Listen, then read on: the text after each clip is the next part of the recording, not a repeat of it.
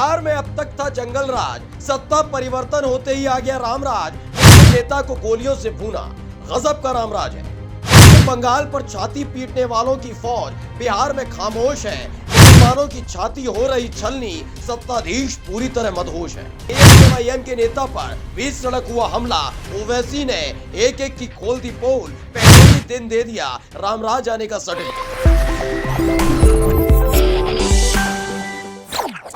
जिस वक्त सदन के अंदर खड़े होकर नीतीश कुमार की सरकार के लिए पुलिस व प्रशासन के दम पर कमल छापों की फौज बहुमत का इंतजाम कर रही थी, उससे थोड़ी देर बाद ही एआईएमआईएम के नेता को 20 सड़क गोलियों से भून दिया गया।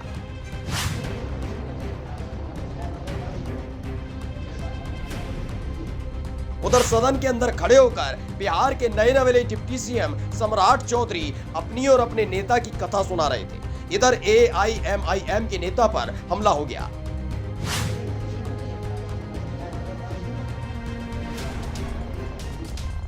ये खबर जैसे ही सामने आई वैसे ही ओवैसी का पारा चढ़ गया।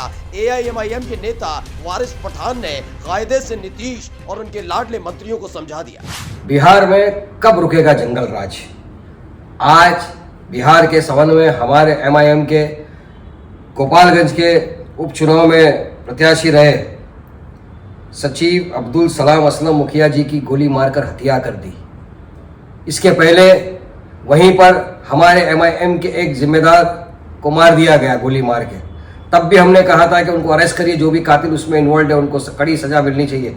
अब तक बिहार पुलिस ने उनको अरेस्ट नहीं किया। आज हमारा स्टेट सेक्रेटरी सवन का उसको गोली मार दी, तो कब रुकेगा ये गुंडागर्दी और क्यों पुलिस प्रशासन क्या कर रहा है। मैं नीतीश बाबू से चाहूंगा, नीतीश जी अगर आपका कुर्सी का काम खत्म हो गया हो तो ध्यान दीजिए बिहार के ऊपर।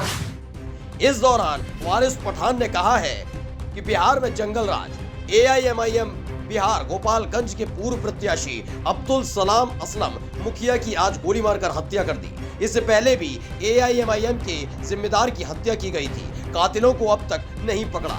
हमारी सरकार से मांग है कि फौरन हमारे जिम्मेदारों को सुरक्षा दी जाए। नीतीश कुमार अगर कुर्सी से फुर्सत मिल गई हो तो आरोपी को जल्द से जल्द पकड़ें और उन पर सख्त कार्रवाई करें।